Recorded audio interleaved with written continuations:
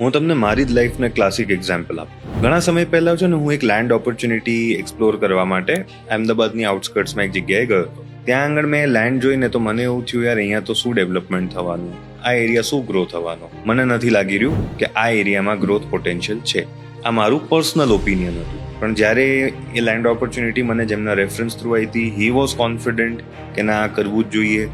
માર્કેટના sentiments બી clear હતા કે આ વસ્તુ કરવી જ જોઈએ. મેં જેટલા લોકો જોડે વાત કરી દે ઓલ વર વેરી કોન્ફિડન્ટ કે આ જગ્યાએ કરવું જોઈએ. પણ મારા પર્સનલ સેન્ટિમેન્ટ્સ એવું કહેતા હતા કે આ જગ્યાએ મને ઇન્વેસ્ટમેન્ટ કરવું લોજિકલી સાઉન્ડ નથી લાગી રહ્યું. થયું એવું, કટ ટુ ટુડે, આજે એ જ જગ્યાએ ઘણી બધી મોટી ઇન્ટરનેશનલ બ્રાન્ડ્સ આવી ગઈ છે અને એ એરિયા અત્યારે બૂમિંગ છે.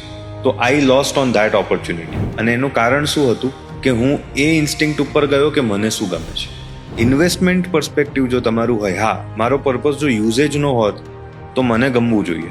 પણ મારો પર્પઝ જો ઇન્વેસ્ટમેન્ટ છે કે આજે હું એક્સ અમાઉન્ટ નાખું છું અને થોડાક વર્ષો પછી એક્સની ઉપર એક સારું રિટર્ન લઈને મારે નીકળવું છે, તો માર્કેટ સેન્ટિમેન્ટ્સ જોવું બહુ જ જરૂરી છે. કારણ કે પ્રોપર્ટીના પ્રાઇઝીસ એ નથી જોતા કે મને શું ગમે છે, પ્રોપર્ટીના પ્રાઇઝીસ એ જોવે છે કે માર્કેટને શું ગમે છે.